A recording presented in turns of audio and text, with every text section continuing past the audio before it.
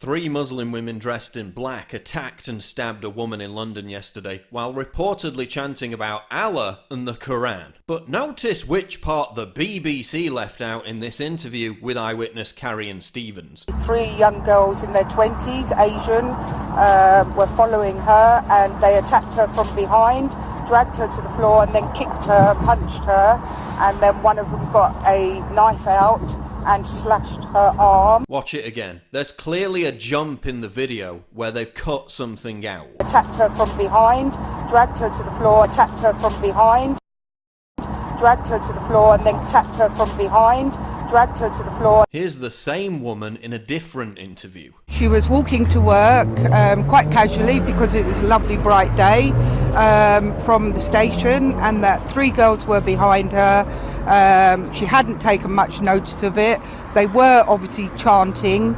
She didn't know at that moment what they were chanting, and then all of a sudden they attacked her saying Allah, Allah, and then obviously she was on the floor and they were punching, kicking her, and then one of them got a knife out and cut her from her wrist up to her elbow. Oh, spot the difference. They attacked her saying Allah, Allah. Attacked her from behind, dragged her to the floor. They attacked her saying Allah, Allah. She also made reference to the Allah and Quran chants in an interview with the London Evening Standard. Quote, they were shouting about Allah, that and the Quran. So the BBC has deliberately edited out eyewitness testimony to censor the fact that the attackers mentioned Allah and the Quran while they were stabbing the woman. This is huge. And the issue is not even whether the attackers made reference to Allah or not. The issue is that the BBC deliberately censored the statement of someone who said that. Imagine if there were reports the attackers had shouted Britain first.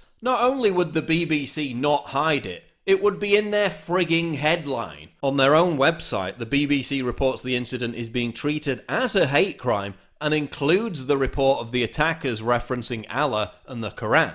So why did they edit it out of their interview with the eyewitness? And if it's being treated as a hate crime, that means the Allah statements must have been made. So why is the BBC hiding them? When confronted on this, the BBC's Daniel Sandford sarcastically snapped, "We actually check stories before we publish," before later claiming the police advised against using the Allah quote. Well, one, the BBC website is reporting it, so they must have checked before publishing, and two, if the police are saying it's a hate crime, then the Allah statements must have been made. This isn't about the Allah quote being dubious. Again, whether it was said or not isn't the issue.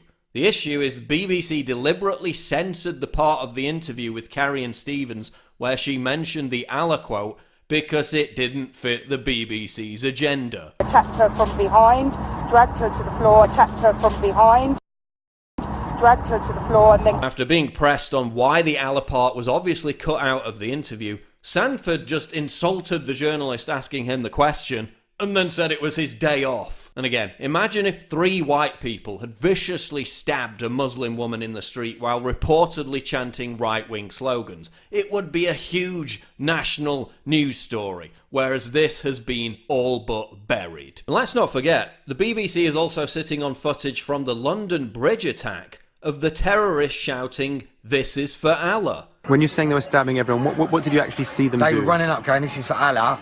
When they first see him, they went, "This is for Allah," and they run up, they stabbed this girl. Why haven't they released that? Just a few days ago, CNN was caught staging a Muslim anti-terror protest, and their denial was pathetic. Imagine if Tommy Robinson held an anti-Sharia protest. Would the police allow Tommy and other protesters through a cordon?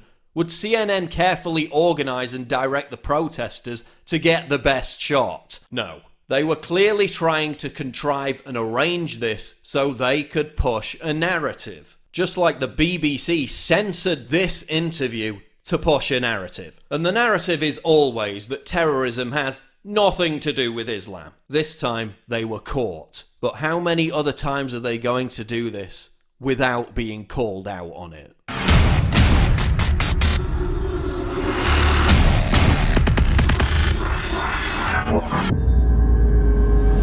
What could be more triggering to libtards than my face and this slogan? Get your new premium quality "Conservatism is the new counterculture" t-shirt right now at InfoWarsStore.com and let the butthurt commence.